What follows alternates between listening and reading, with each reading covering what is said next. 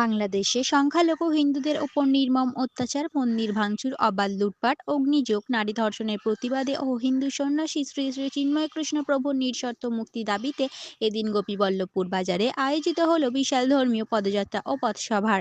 এদিন গোপীবল্লভপুর রামনবমী উদযাপন কমিটি ও ঝাঁসি রানী মহিলা সমিতির উদ্যোগে আয়োজিত হয় এদিনের এই পথযাত্রা ও পথসভার। হরিনাম সংকীর্তন করে পদযাত্রায় পা মেলান এলাকার বহু মানুষজন। উপস্থিত ছিলেন গোপীবল্লভপুর রামনবমী উদযাপন কমিটির সম্পাদক সুমন্ত মোহান্তি সহ অন্যান্য সদস্যরা।